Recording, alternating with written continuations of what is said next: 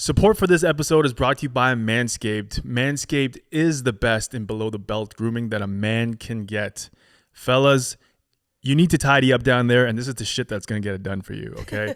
This is a nice-looking shaver, comes with a nice pouch, wireless charging. Handle your business so you can get down to business, okay? That's what we're going to do. Yo, give them the code, Carmen. Let's go. Right now, all our listeners can get 20% off with our code Back to Square One. That's Back to Square One, SQ1, for 20% off and free shipping at manscaped.com. Let's roll the episode. Okay, ladies and gentlemen, welcome back. This is episode 9 of Back to Square One. Hello, hello. We are your lovely hosts, as usual, Derek and Carmen. Yes, welcome back. What's on the docket today, Carmen? I just want to start off by saying, I always forget that our episodes are gonna be visualized, or that people are gonna see our faces. Yeah, wave to them. You know, we actually spend a lot of time setting up this set. Every single week. The light over here and the light over here. Yeah, you guys see? I literally take those from my bedroom upstairs. I have to lug them down.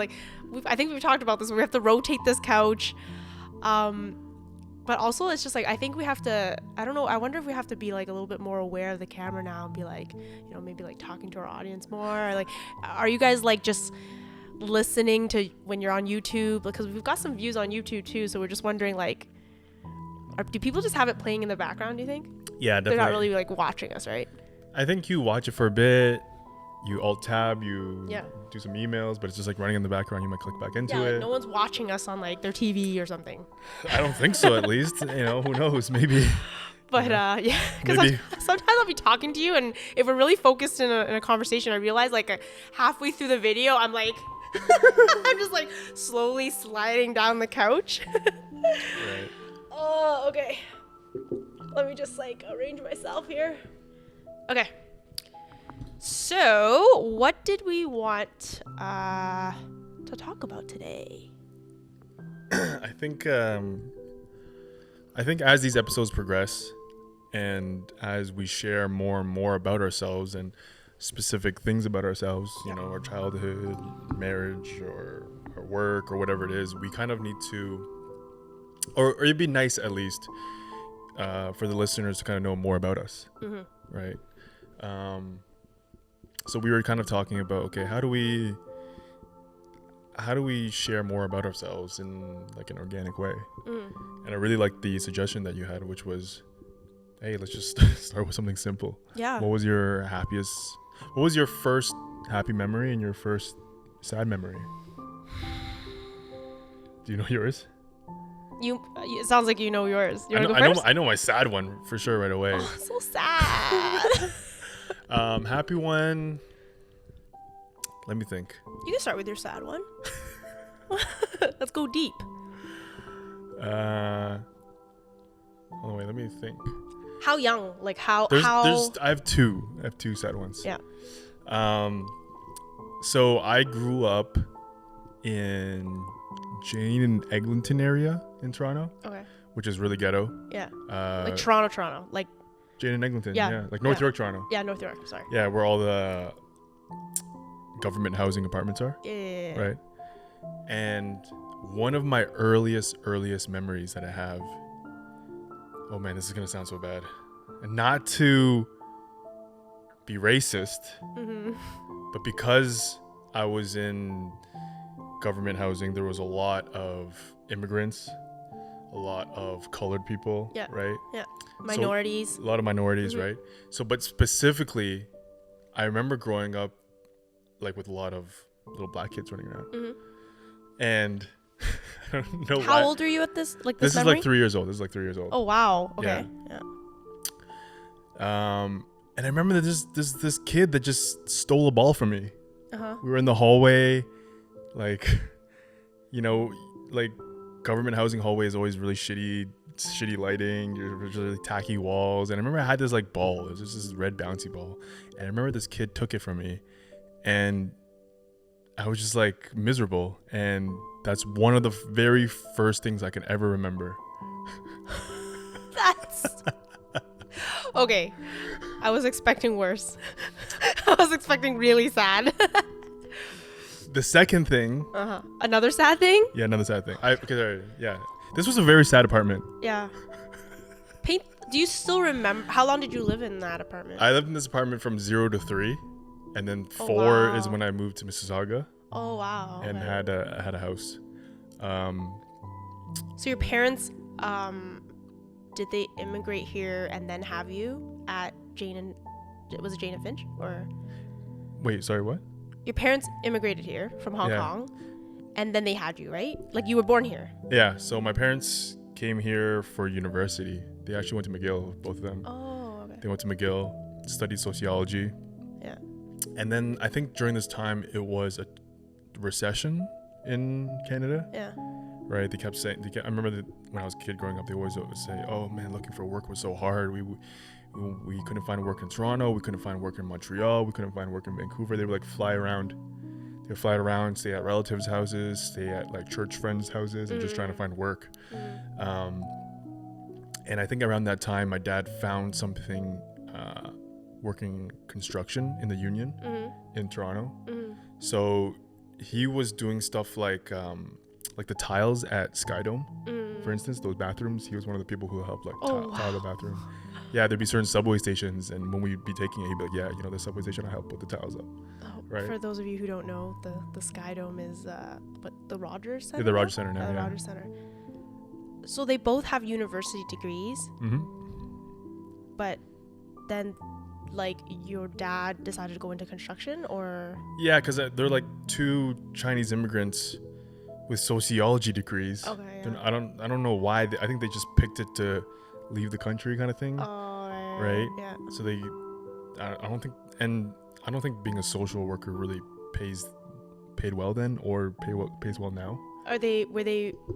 Did they get married here, or were they already married? They got married in Montreal, I believe, at like a small church or something like that. Okay.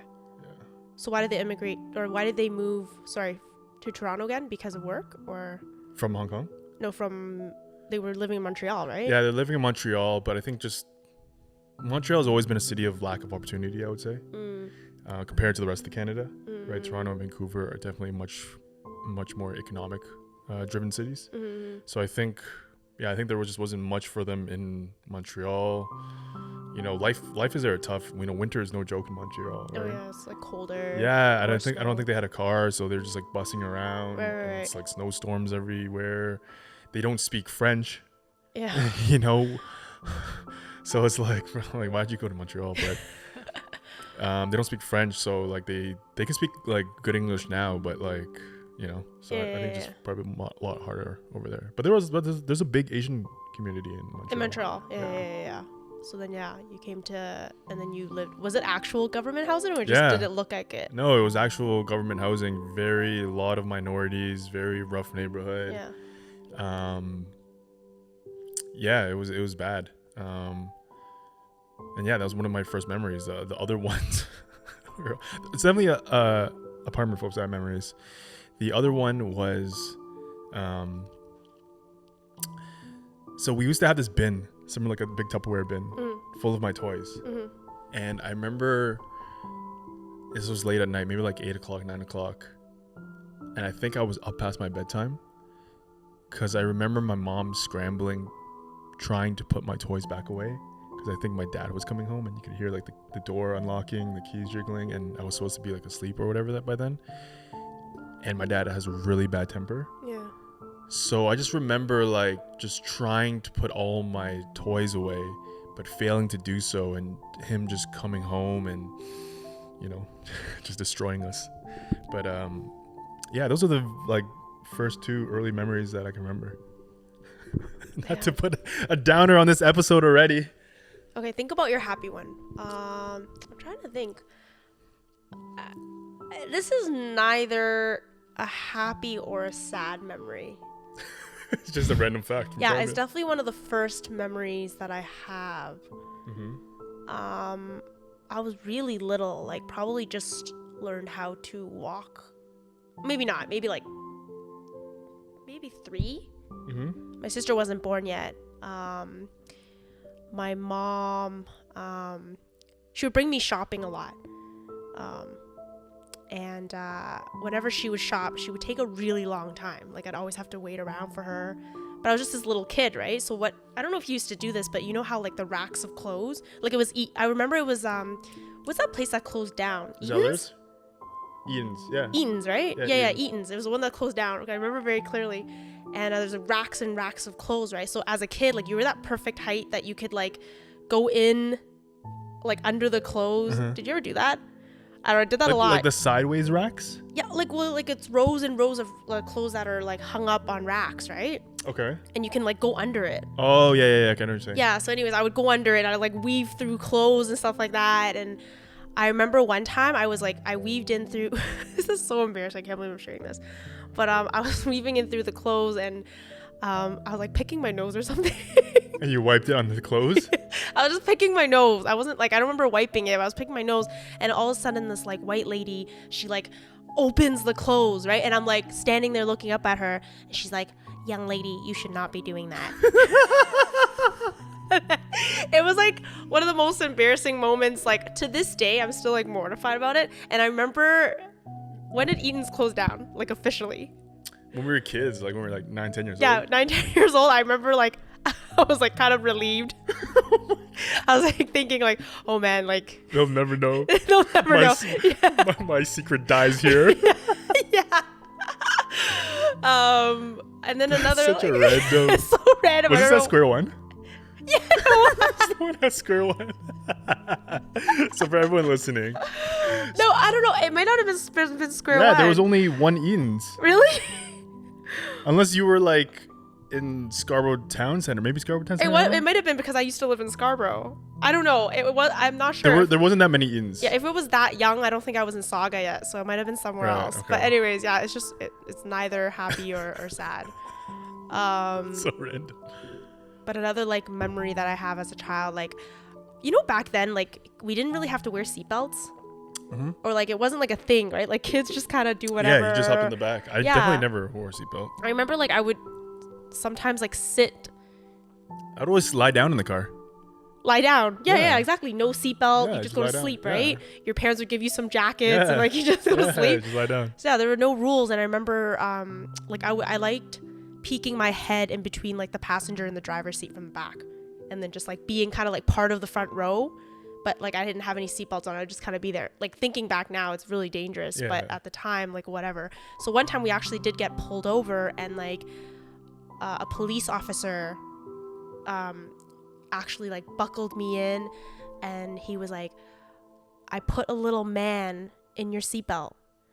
And he's like, "And every time you don't put on your seatbelt, I'm going to know, and I'm going to pull your mom over."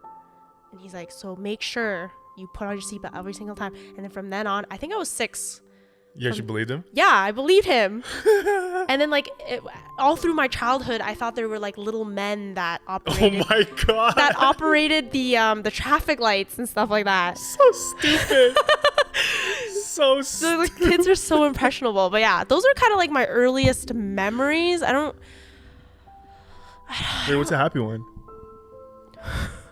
Why is it so hard to think of a happy one?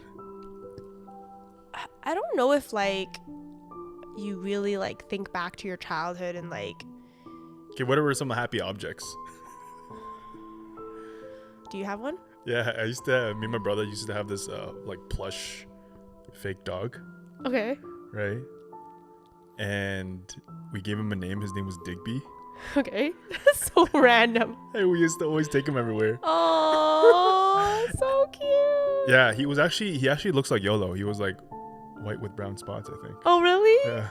YOLO. YOLO's my real dog. Yeah. In Saga, yeah. Yeah. That you haven't seen in a I while. haven't seen in a while. Yeah. I mean, I'm trying to think. Like, definitely the sad memories always had to do with my dad. Just like, Yeah, right. yeah, it's always.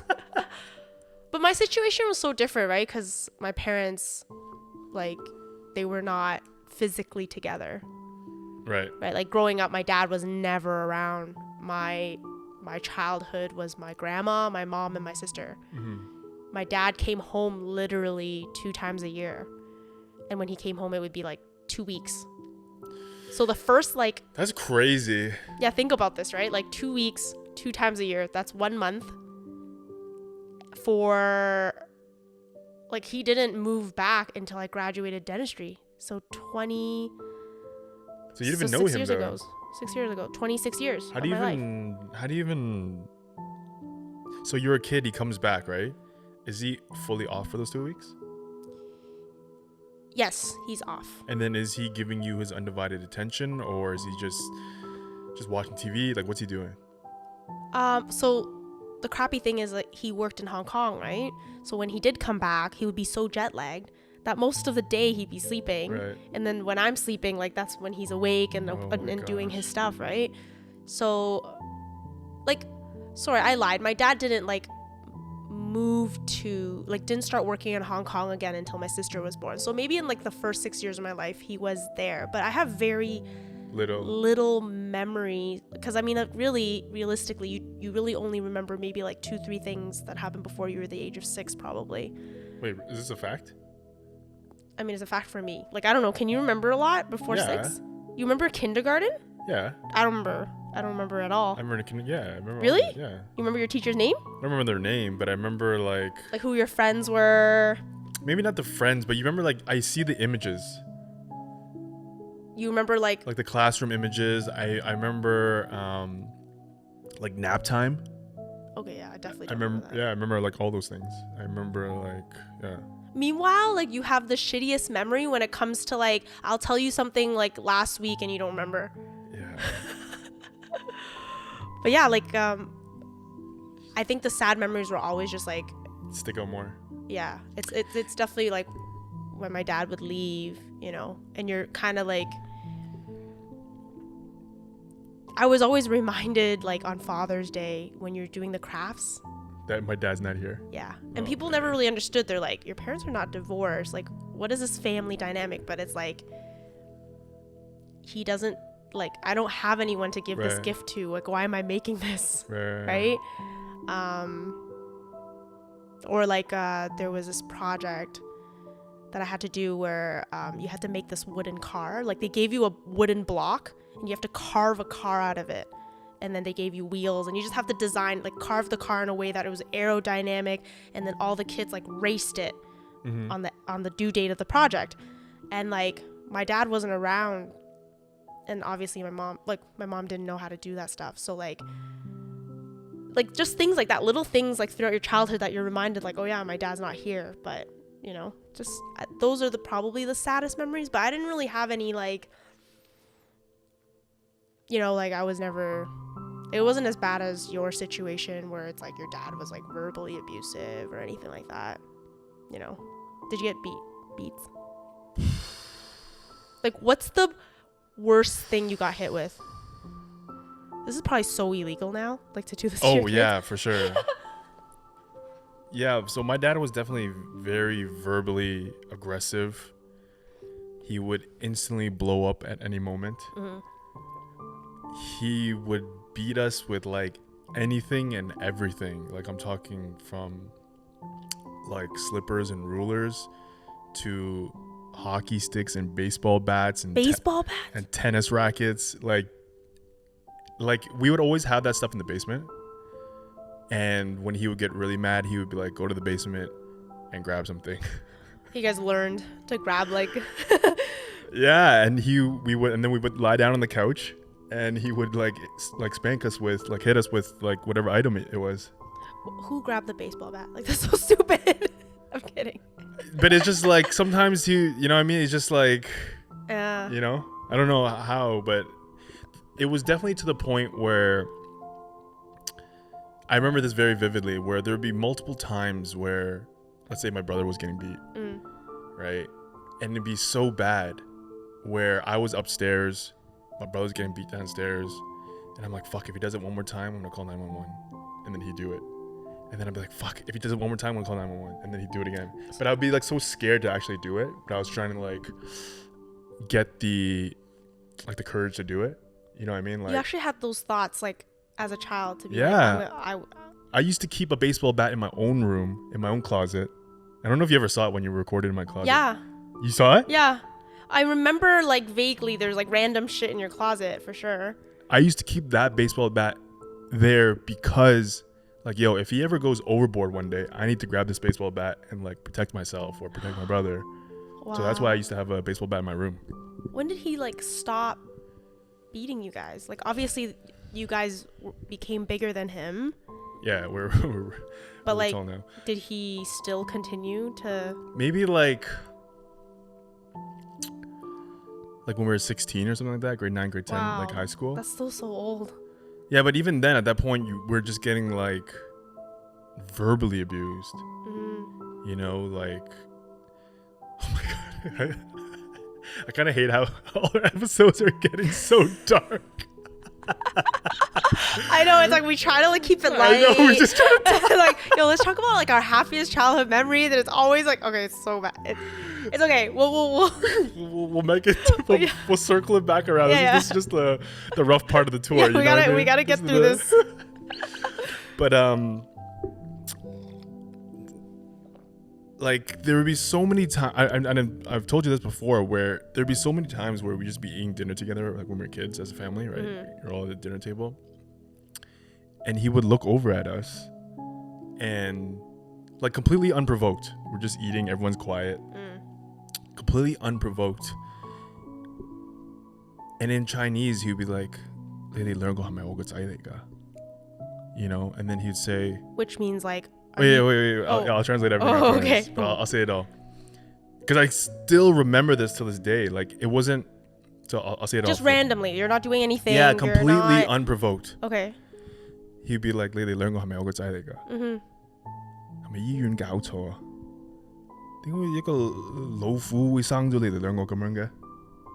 Wow. So to translate for everyone, he'd be like, are you guys even my sons? Did the hospital have a mix-up? How did a lion give birth to you two? You guys are not even worthy of trash. And this wasn't even like, oh, I remember one time he said that when he was really mad. This would be like a weekly thing.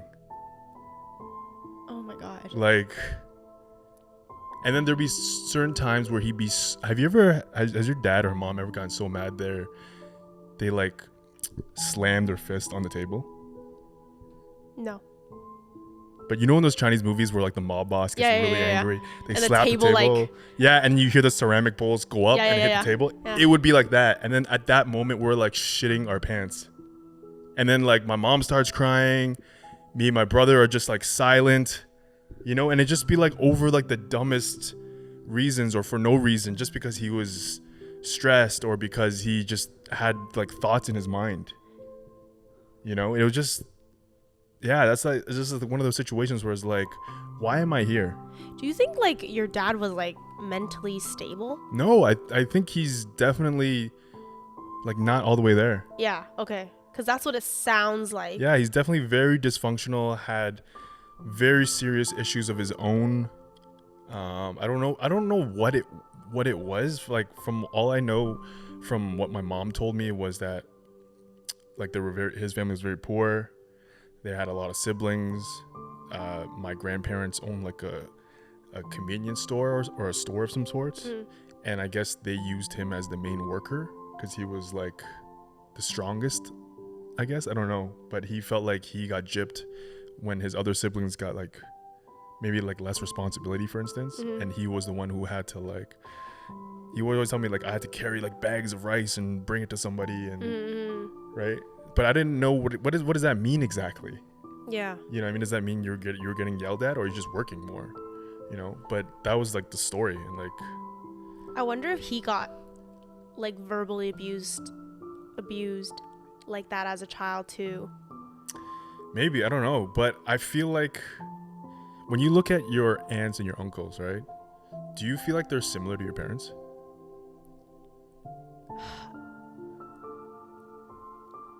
Honestly, growing up, like, you think yes. I think growing up, like, when you're young, you think like at least for me, I pictured this like happy family. Like, we were all very close. My dad has 7 siblings, and all 7 of them are in Canada. Oh wow. With all my cousins, so it's like it was a big family. my grandma's here, and you know, every time there was an event, we would all get together, like 30 people, you know. But like as you grow older, you realize that like, wow, like everyone is like so flawed in their own ways. Right. But yeah, going back to that, it's like, I don't know if it's just Chinese families, but Chinese families have a lot of like drama in between like their families, that like there's like this family doesn't talk to this family anymore. There's like beef. But I think you're thinking more like your dad was very different from his siblings. Yeah, right? so different. His siblings were more like just normal. Yeah. Yeah. Like so drastically different, and I can't. They don't even look like they came from the same childhood. So it makes me wonder, like, what happened? Was he the oldest? No, he wasn't. He was. We had like, my brother had 5 sisters. Oh, your dad had 5 sisters. My dad had 5 sisters and 2 brothers. So like either 7 or 8 siblings total. So is he like younger end or like? He was the middle brother. He has a older brother and a younger brother. Yeah. But he, like out of the 8 kids or whatever, he was like somewhere in the middle. Yeah, somewhere in the middle. Yeah. Oh, okay. So I don't know. It really perplexes me.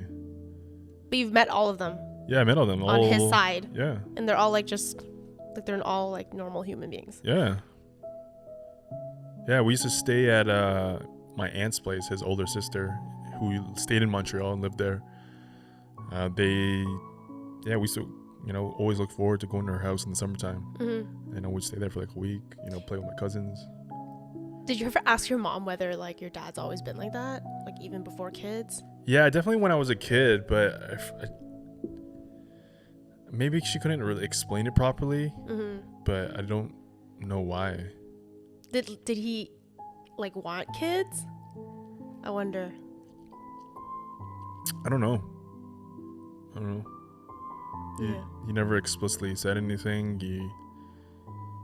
Same kind of thing with your parents, like I'm thinking back to episode 3, just because, those are the TikTok clips that are happening right now, where the one where your mom was like, oh, if it wasn't for you, it would have left your dad. Yeah, my dad would say that stuff, it's because of you and your brother that my relationship is so terrible with your mom, just basically blaming everything on us, Yeah. So I don't know. Seems like all of your like bad memories are like, or like your bad childhood memories are like mostly of your dad, would you say? Yeah, for sure. Yeah. I honestly have one happy memory with my dad. I remember this so clearly. We finished church. We're walking back. We left the church. We're walking back to our car. And maybe because we just finished church and, the pastor always preaches, be grateful. And I see my family ahead of me.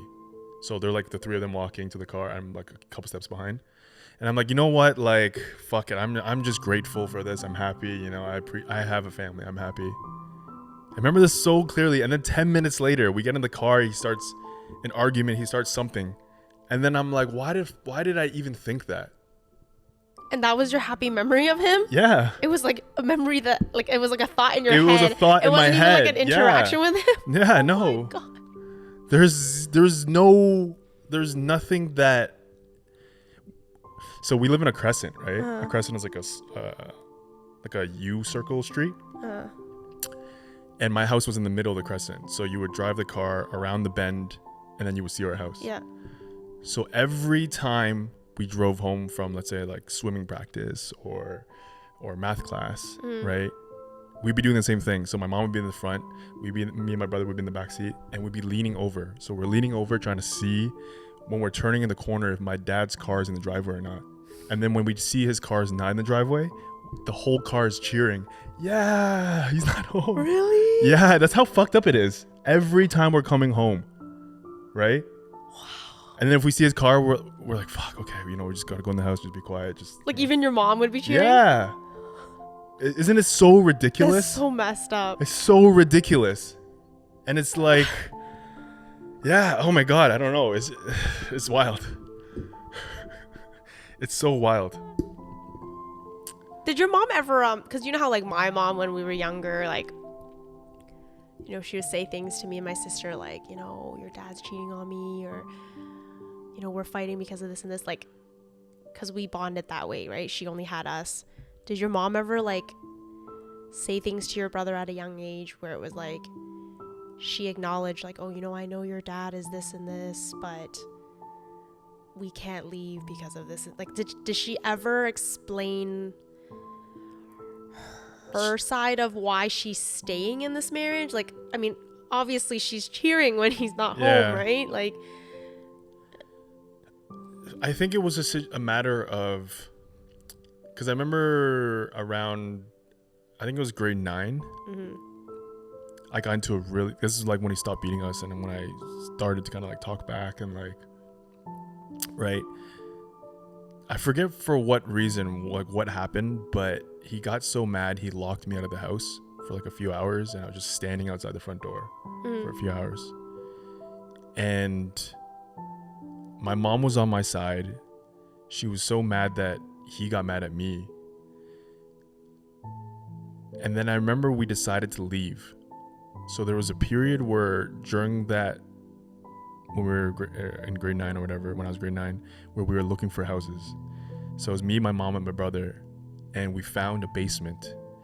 And I remember how it was like so serious, where we were gonna leave the house, move into this basement. My mom had started already cleaning the basement. She's like cleaning the fridge, wiping down like the cabinets, right, getting ready to move in. And I guess me and my brother we were so excited. We were like little kids running around picking our rooms. And then I remember she looked at us and she said, oh, I can't do this, like, you guys, like, she saw what was gonna happen. She saw me and my brother acting like kids and realized, like, I can't raise you guys, like, you're not gonna help me if we leave this place. You're just gonna be kids. It's gonna be harder for me. I might as well stay home. So she decided not to move out. So this is all in a span of like a week and a half kind of thing. what? Does that make sense? No, yeah. I explain, like, what you're explaining, like the picture that you're painting to me makes sense, but her reaction, I feel like, doesn't make sense. I think it was a matter of because she didn't know anyone here. So the story of my parents is that they met each other in Hong Kong. They're both from very, very poor families. My dad had been saving up money for like a long time, like 6-7 years, right, for himself to go to America. He met my mom, you know, and then he paid for her education to come to Canada. So she came here first. He stayed back in Hong Kong, worked for another year, and then he came over. And when I was really young, she told me, during that year apart, I knew I wasn't supposed to be with him. Like, I knew I didn't want to be with him. I knew I wasn't happy. But how do you tell that to somebody that paid your way out of like poverty and gave you an opportunity? How do you do that? You know? Like, she feels like she owes him. Yeah. You know, so I think that is a large part why. Yeah. And, you know, you come to this country, you don't really know anyone, you're not making much money, you need to have 2 incomes. And if you have 2 kids that are just kids, I guess you don't want to just deal with that. You know? So that's probably why. Damn. Yeah. I feel like maybe that's why, like, for a lot of immigrant, like, kids who were raised by immigrant parents, like, there's not too many memories in our heads of, like, your parents being in love, like, you know, like, celebrating their anniversaries, you know, traveling, like, them coming here, like, they just needed to survive, right? Yeah. Like, they worked all the time. You probably never saw them, like, I mean, some parents don't even sleep together. Yeah. My parents never slept together. Right? Yeah. And they had very little patience. Yeah. You know, and I remember the reason why my dad would always beat us was he would say, I don't have time. Like, I need you to understand right now what you're doing is wrong. Like, granted, when we were kids, there was some stuff we deserved to be beat, right? playing too rough, hurt my brother, like the usual stuff, right? And he would instantly, like 0 to 100. Yeah. You did something wrong, beat. You Yeah. did something wrong, beat. Yeah. And he would always say, I don't have time. You have to learn this right now. Right. You know, so like I understand that, but at the same time, it's so like, yeah, it's just tough because you see parents nowadays and they try to reason with their children, and you're like, damn, like I never had none of that. Yeah. No, seriously. You know? But damn. I'm trying to think of like whether I got beaten. I definitely, my dad never hit me. It was more my mom. I think my mom told us that before my sister and I were born. One time my dad was scolding his little sister. And after the sister came out of the room, like she had a handprint like across her face. how old was he? Like they were probably in their like 20s or something like that. Or like when my mom was dating my dad. Oh, wow. Or something like that. Before we were born. And my mom told me that she made my dad promise. She was like, when we have kids, you can never beat them. Right? And my dad never laid a hand on us. My dad's never beaten us. My mom beat us so much. Like, not with a baseball bat, but like, you know, Like tantiwa, rulers, like rulers, metal hangers, just everything she can get her hands on, right? But now that I'm thinking back, like, I feel like I honestly think I was a great kid. Like, I'm just trying to, I can't even pinpoint, like, why a parent would want to beat me. Wait, so then can you remember a time when she did beat you and why she did it? I think maybe it was like really something really minor. Like, she told me to maybe clean my room and I didn't do it. And then she asked me again and I didn't do it. And then like the third week she got fed up. Right. And she would just beat me. But I can't remember big things that I did wrong that would deserve like a stealing, spanking. No, or nothing. breaking something. Oh my God, nothing like that. But I think why she did it, and now looking back, like, I felt like my mom kind of had to act like the dad and the mom. Right? Like, she probably felt like if she didn't discipline us harder, like, you know, maybe she would be doing a disservice to us. My dad was never around to be that person who would discipline us, right? Because the funny thing is, my mom used to be like the really strict one. Like, she wouldn't let me out. You know, when in grade 8, maybe, when you're kind of old enough to like hang out with your friends, you can go to the mall alone. Like, even until I think like grade 9, my mom would not let me out by myself with my friends. Like, like not even out in the neighborhood, or like out like you weren't allowed to like just, I was not allowed to be like, you didn't like bike around the neighborhood after school and like just hang out if at the we park? biked, it was always with adult supervision. Oh wow. And we can only bike like on our road. Yeah, like I Wow. cannot leave the site. There was a stop sign that I could go up to, and then down the street another stop sign. Wow. And I wouldn't be able to go on the road. It would be on the sidewalk only. You would only bike on the sidewalk. Was this because you were a girl? I don't know, but even like the mall thing, she would come with us. Like, I'd make plans to go with Steph to go to the mall, and she'd be like, okay. And then she would just follow us around. Like, Steph and I would go to like any store that we'd want, but she would like have to be there. Or she'd say, I'm going to be at the mall as well. I'm going to drop you off, but I'm going to be at the mall as well. And we're going to meet. Yeah, we're going to meet back in 2 hours or whatever. Right. Like, but there was never really like a lot of freedom. And then I think finally it wasn't until like I actually moved out. Like, even when I was in university, I still lived at home. As I said before, I went to the University of Toronto, Mississauga, and I was living in Mississauga at the time. So it just made sense to save money and not live on res and live at home. And even then, like, you know, in undergrad, when you're like, you know, partying, I would come home late from Waterloo. Like, my mom would stay up, you know, and she would like wait until I was home. I don't know if I've ever hung out with you before, and then my mom would call and she'd be like, where are you? Or something like that. These were probably like high school days. But yeah, my mom would always call like after 12. Where are you? When are you coming home? I'm not sleeping until you're home. And I would feel bad, and then I would go home. So my mom just always, I think, had to be that parent, like that double Just parent, the right? protector and the disciplinarian. Yeah. And then I think as soon as my dad came home officially, like because once I graduated dental school, then it was my sister that was kind of like going through the undergrad phase, because she's 6 years younger than me, right? So she was going through the undergrad phase, and at that time my dad was already home. My sister was like going out super late. My mom would never call her, and it was Katie, like my sister, who actually like brought this up. She was like, I think mom's way more chill now, like now that dad's back. Like you got it really bad, right? So now that I think of it, But she knew you had it bad. Oh yeah, Katie knows I had it bad. Way worse than her for sure. Do you think it's because like the parents spend so much energy trying to govern and teach the first child that they just don't have it in them for the second one? That could be it too.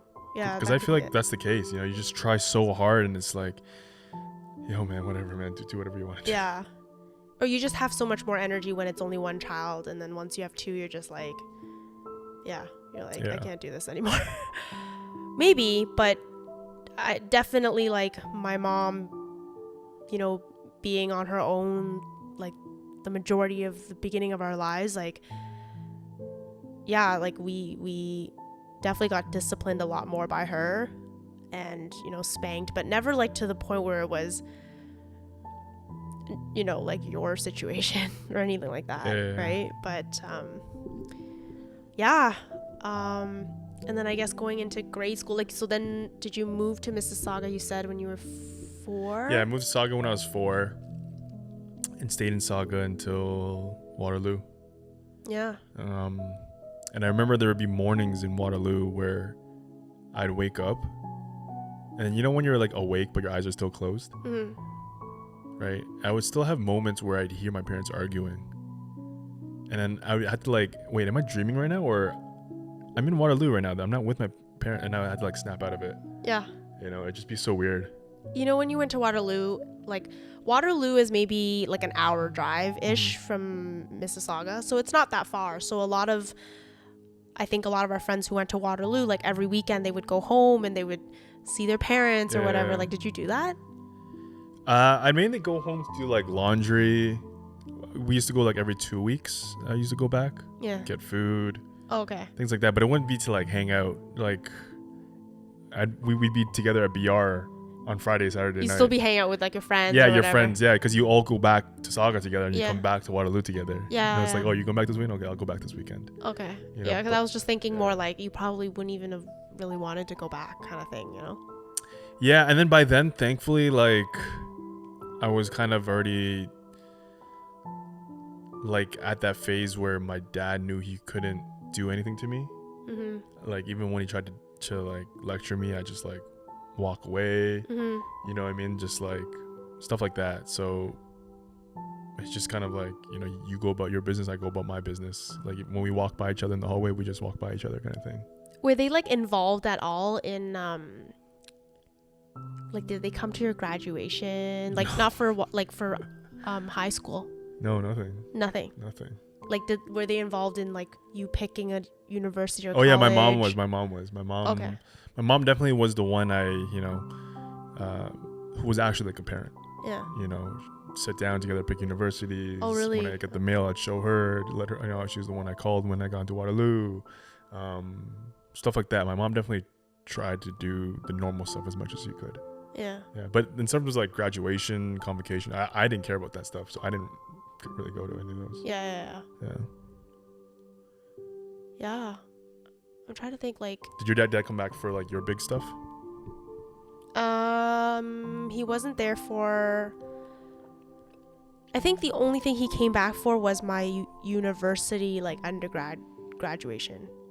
Yeah, because I don't have pictures with him of my grade 8 grad, but grade 8 grad is like whatever, I guess. But you cared about that stuff, right? Yeah, So did you like ask him, can you come back? Or no, like, I never asked. You just knew that it wasn't worth it? Yeah. I always just knew, like, my dad only came back twice a year. Right. It's during Chinese New Year's and like sometime in the summer. So like it was only those 2 times that I would see him, kind of thing. How do you have a relationship with someone when it's like that? Like, do you even try to catch up? Do you try to make memory? Like, what do you do? Because it's so, I can't tell you what happened the last 8 months when you were gone. And that's why I'm so shocked, because I'm actually a lot closer to my dad now than I am with my mom. Like, my dad and I text each other all the time. Like, if there's something going on in my life, like, he's like the first person I would call. He's always the person I would call if I needed help with anything. Wait, why is that? How did that happen?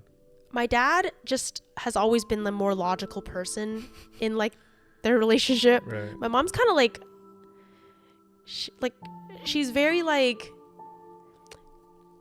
I get my like sense of humor. Yeah, I was gonna say your mom was really. I remember her being pretty funny. Yeah, she's jokes. Yeah. Like, I get my sense of humor, my like kind of like whimsicalness, like, you know, kind of like head in the clouds. Like, she's kind of like that. Whereas my dad's more like, you know, Grounded, intelligent, and like, you know, he's definitely like more educated too than my mom. Like, my dad actually got like a university degree from U of T, actually. Is that why you went there? Not why, but like definitely why I always like had this image in my head that U of T is like the best. Right. But my mom, like, yeah, when they got together, my mom wanted to go to college, and my dad told her not to. Wait, say that one time. My mom wanted to go to college, and my dad said, you don't need education. Like, I'm gonna take care of you. Oh, okay, that makes sense too. Yeah. Okay. Like, I have a degree. But he didn't really, though, because she had to work. Yeah, I know. So to this day, my mom always says this. She's like, if it wasn't for your dad stopping me, I would have a degree too, you know. Oh, but my mom was never studious. My Right. mom was the type of person who would like go to school and forget her backpack. Right. Like, we joke about this all the time. Like, she's actually forgotten her backpack. Oh my And gosh. she would go to school without it. Oh my god. My mom was not studious. So they're just like very different, right? So I go to them for different things, but, you know, my dad and I definitely have like, when we talk about like reasoning things out, or if I'm asking for advice on things, or, you know, my dad's definitely the person that I talk to. My mom sometimes, like, I can't really get through to her. Yeah, she's very, and her advice sometimes comes out of nowhere. It's not very like, it's not backed by anything. It's very like emotional. Like, yeah, it's and maybe because like Do you know how they met? I think they said like my dad knew like her boss or something. And then do you know how they like bonded and like got close? And I think my dad was the one that pursued my mom like aggressively. mm-hmm. Yeah, like my mom was not interested. My dad like pursued her like crazy, and I think my mom was just it's actually like, you know, like she was fascinated by his brains. Like, he really? was like, yeah, He's that smart. yeah, my dad is smart. Oh, Yeah, wow. yeah, he's smart. What happened? He what to me, dude? Let's just say I got my brains from my dad. But yeah, what were we talking about? My mom, my dad. Yeah, and then yeah, to build that relationship when my dad was never around. Like, it's funny because I'm so much closer with my dad now. It's almost like we're making up for lost time. And he feels the same way. Yeah, I definitely think he makes more of an effort, like to really know what's going on in our lives, things like that. My mom now almost feels like, well, your dad's back. My job's, Yeah. you know, like, they're your problem now, kind of thing. Like, she just kind of does more. My turn to live life. Yeah, for sure. And she doesn't ask. My dad's always the one that texts and is like, hey, what are you up to today? Or, hey, are you home? You know, are you in bed yet? Like, things like that. So what's your mom up to? She just chills. My mom is like so chill now. But she has like friends that she goes like party with, or what does she do? No, she just like, you know, what do Asian moms do? Like, watch K-pop, Right. you know, like TV series and stuff like that. But it's just, it is interesting. Like, out of all our friends who had astronaut dads, or dads who worked abroad, I would say my dad's the only one that actually came back. Oh, and state. Yeah, right. Like a lot of our friends at 32 years old, like their dads are still not here, Even though they're retired. even though they're retired. So they're just living by themselves in Hong Kong. They're living by themselves in Hong Kong, by themselves. Perhaps. But have our friends gone back to actually see the home they live in? Yeah. And there's no one there. There's no one there. It's like a bachelor pad, their own apartment. My dad had one of those too. Like I would like Skype or whatever back then, like and video cam him, and I would see his place. So how certain are you that your dad and other dads don't have like second families? Like, would you say without a shadow of a doubt? I can only say that my doubts are less because my dad came back. Just because, like, my assumption is like you can't leave another family. Yeah, like I don't think he would have came back if he did have another family there. Can I say the same about other people's families? No. Because I'm like, why wouldn't you come back? But to their defense, like I think some of those dads, they just like the Hong Kong lifestyle. Yeah, like they've just gotten so used to that. It's so different in Hong Kong. Like you can literally go downstairs, like take one bus, and it's the whole world. It's a whole different world. There's like all these different foods, and you don't even need to own a car. It's so all your friends are there. It's chill. You're just comfortable and you know the land. Yeah. Whereas when they come here, everywhere they go, they need to drive a car. They might not have driven in like 20 years, And also the other thing is too, because Eden's dad is also an astronaut dad. Like his mom's house here, which is obviously the house that his mom and dad both bought when they both moved here, is now like his mom's house, right? Like his mom took care of this house. His mom It doesn't feel like home. Yeah, it doesn't feel like home for him. When he comes back, like he tries to like organize something, like, mom might get mad because it's like, what are you doing to my stuff, right? And they've almost like grown so apart that it's like, it's really hard. They have their own lives. Yeah, because it's also too because when I graduated from dentistry, there was the option for my dad to either come home, or I told my mom, like, you don't need to take care of us anymore. Like, you can move to Hong Kong and be with dad. But at least they're together, right? But my dad decided to come back because of health issues. He just decided to retire altogether. Better healthcare. Yeah, it just makes more sense. Like, we have like property here, things like that, right? Healthcare, exactly. But so do they hang out all day together? Do they like? Oh yeah.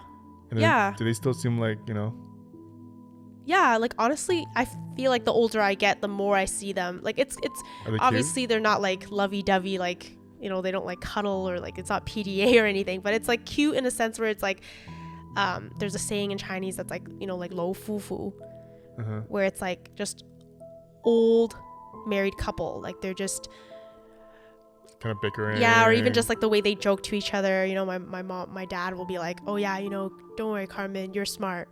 Like me, not like your mom, and your they're always like zinging each other. Yeah, zinging each other, but there's some truth to it, but it's like cute, right? But yeah, I think even with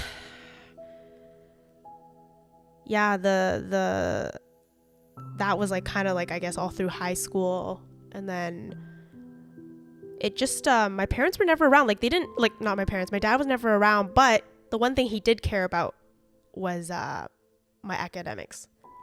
Like he would make me like, back then you get physical report cards. He made me scan it and send it to him. That's hilarious. Yeah. Or actually, I used to photocopy it and like mailed it to him. Oh wow. In Hong Kong. Like he wanted to like physically see it, and that mattered to him. Yeah. Right? But my day-to-day, who my piano teacher was, drawing lessons, he didn't like, he probably didn't even know that I was like in karate and this is the belt that I did. Like he doesn't know any of that stuff. So how well do you think your dad knows you? Like, are you know what I mean? Like, out of 100%. Like your childhood, your life, what you're into, all that. Like, what do you think? I honestly think about that, and I'm just kind of like more than 50?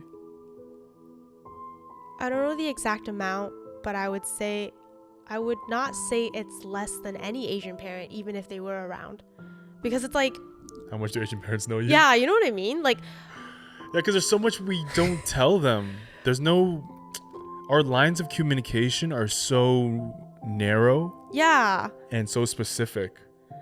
Yeah, and it's like, okay, like let's say piano lessons. It was just something every Asian kid did. You had to do it. I don't care if you hate it or like it, you have to do it. So did they ever sit us down and was like, hey, what's your favorite song? Or why do you not enjoy practicing? Like, they don't ask that. They're just like, my kid plays piano. Yeah, it's more so, okay, what level are you at? How far are you progressing? Yeah. Right? It's more the achievement unlocks versus the journey. Yeah. And at that point, it was almost like, I don't know, I felt like maybe a lot of our friends group, like, a lot of the people in our friends group, like all our childhoods were very similar in a sense where like we all went to Chinese school. Like it was just something that every Asian kid did in Mississauga, right? Mm-hmm. We all like probably took, I don't know, did you take piano? I took guitar. Okay, guitar, some kind of instrument, right? I did guitar, swimming, and math class. Swimming and math, exactly. Yeah, those are all like, it's like the Asian, like. Yeah, it's the trio. Yeah, right? But it was never like, oh, you like basketball? Let's put you in basketball. Like, no. So I think. I don't know why. And I don't know how they found the time or the money, even though, you know. Yeah. It would be interesting to talk to our parents to see how much they actually knew us. Like even our personalities, right? Because now I talk to my coworkers and my assistant, she has 2 sons. One's in grade 9 and one's in grade 6, I believe. She knows them like so well. Like she'll talk about them like they're her best friends. Like best friends. She'll be like, you know, Luke is a little bit, he's more sensitive. You know, these are the things that will make him cry. You know, this is what I imagine he'll be when he's older. He's gonna be the life of the party. He's this and this. Like he knows his personality, right? And then Isaac is this, he's the responsible one. Like he wakes up and when he tells stories, he's very long-winded and we're all like, Isaac, get to the point. Like it's very, they know their kids so well. Versus I was thinking like on my drive home today, I'm like, I don't even know if my parents can describe me like that. I think they describe us from what they've seen. Because I definitely... Like, didn't your parents ever tell you when you were a kid, like, oh, you're so this, you're so this? Like, the only thing they've ever said to me was like, oh, yeah, you like were... you're so, like unpay is like, what is that? Like mischievous? Yeah, or like rowdy or, you know? Yeah, like, that's it. You're either like, oh... Like a good kid or bad kid. Yeah. Right, it's like true. a Hourglass, like, you never cried, you were really good, but never like really get to know you. Yeah, right? Yeah, that's true.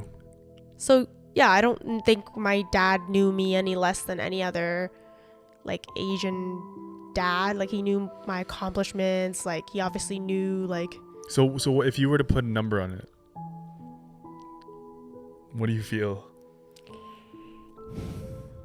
20%? Okay, so, my sister and I both have Hong Kong right. like Hong Kong IDs. And I remember when we went back to get them, my dad brought us to go get them. And he was filling out our forms. Oh right? my God. And he was like, when's your birthday? He asked me, like, when's your sister's birthday? Oh, man. And then he asked me, what's your sister's Chinese name? Oh my God. Like there were things that he couldn't remember about us. Wow. Not even the English, but he knew. That's so weird. I think even now, he doesn't really remember. I'm not sure if he remembers exactly when.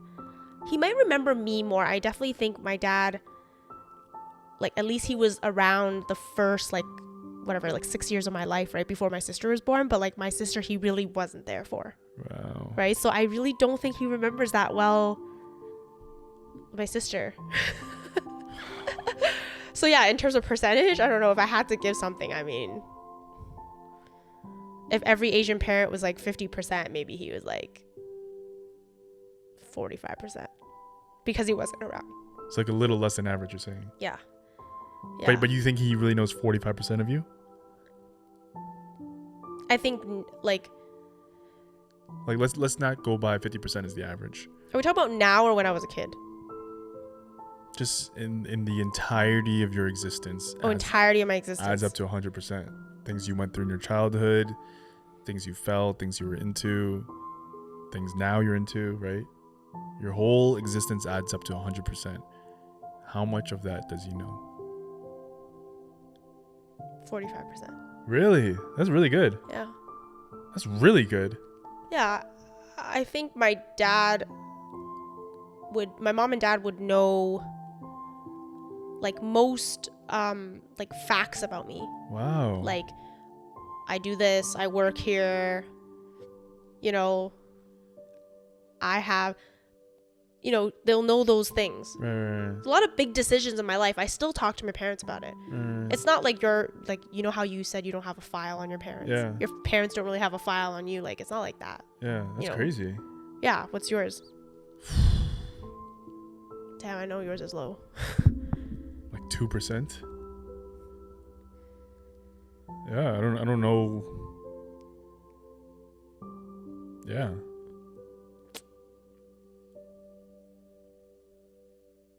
What did your when did you get your tattoos?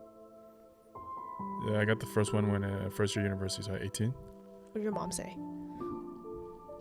She saw it one day. She was just really mad. She's like, did your dad like say anything? I don't know if he knows. Still? I think he knows now after I got my sleeve and stuff, but I don't think he knows about the earlier ones. I don't know, because I didn't talk to him, or we would try to always avoid him, you know. So there definitely is just like two strangers walking by each other. Not even two strangers, like two people you don't like walking by each other.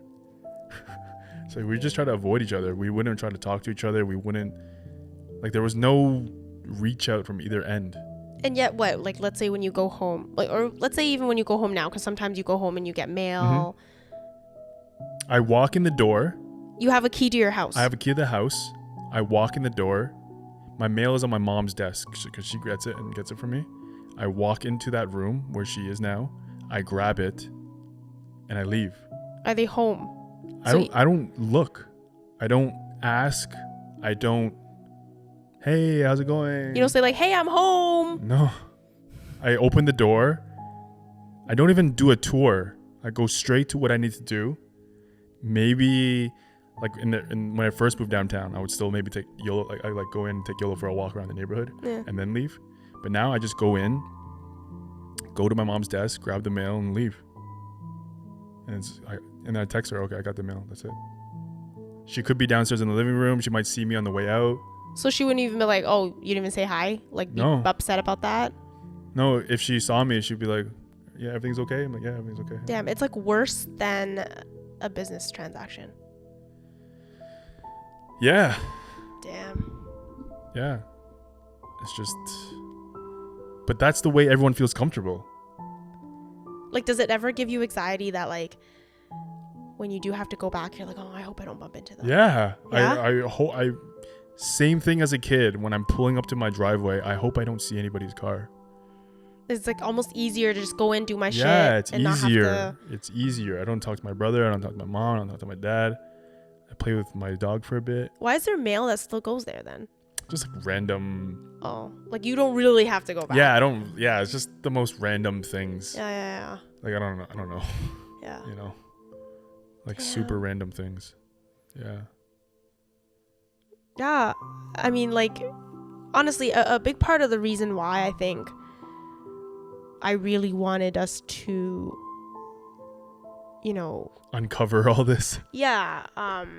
Oh my gosh, it's been so long. Damn, we didn't even get past like university. But I wanted to go through like our whole life. But like, it's very interesting when you compare two people. You know, we've talked about this. We're best friends, you know, but our upbringings are very different, right? Where Mm-hmm. we came from is very different. Even now when we're recalling like our childhoods, you can tell when you compare them side by side, it's like so different, Mm-hmm. right? And I just kind of wanted, you know, and I think later on in future episodes we might go over this, but like even just how we decided to like lead our lives, you know, me more the traditional route and you more of like the free route. Like we're so different in many stages of our lives, Mm-hmm. right? But I wanted just to go over that because I feel like it's important for the audience to know not only, you know, are we providing our opinions on things from like a male and female perspective, but it's like a lot of the things we talk about, it has a lot to do with like how we were brought up, how Mhm. different it was, you know, or the choices we decided to make in our young adult life, things like that, right? So I just wanted to give the audience more of a background because a lot of people who are listening, like they don't know us at all. Yeah, we're just two strangers Yeah, two strangers sharing the most random, Yeah. intimate details of our Yeah, lives. it's like, and I think that's what makes our friendship like interesting too, right? You know, I think it's because we are always, for whatever reason, I don't know how it happened or when the first instance of it happened, but somewhere along the line we must have, I shared a little bit, you shared a little bit, I shared a little bit, you shared a little bit, and then it's like, oh, I can talk to this person. They're interested in what I have to say. They're interested in, you know, who I am and what made me this way, and you know, and I guess that was because I don't remember how we got close. I remember you were around, and you're right. Just Duncan brought you around, and maybe like you were around. Yeah, you were around like second or third year university. Yeah, like when we started partying and stuff like that. But I definitely feel like we got close because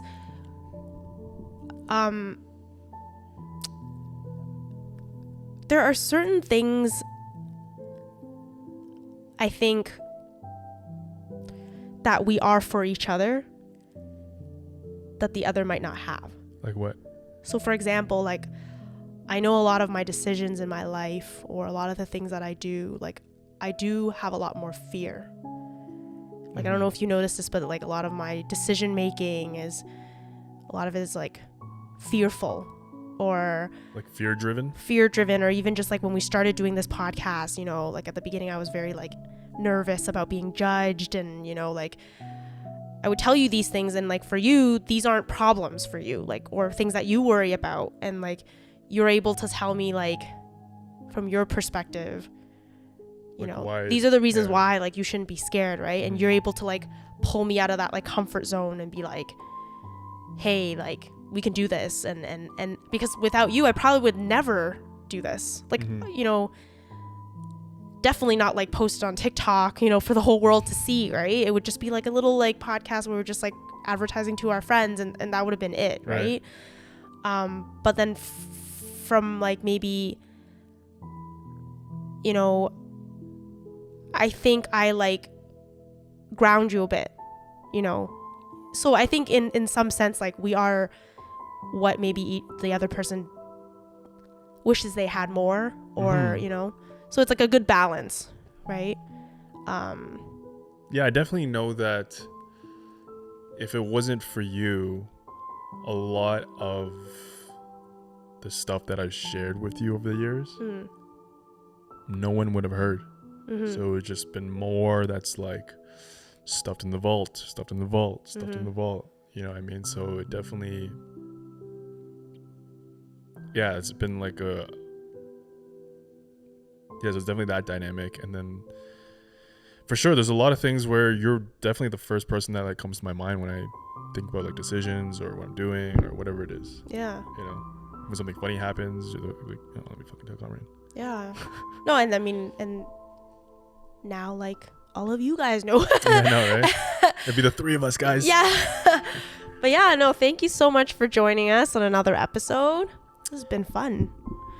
I feel like we always just, the next one we'll we'll keep it more on the less doom and gloom side. Yeah, but I feel like people definitely. I feel like we bring a positive way to talk about the negative things that happened. Yeah. Or at least we're able to like laugh about it and really, at least for me, I like to look at things.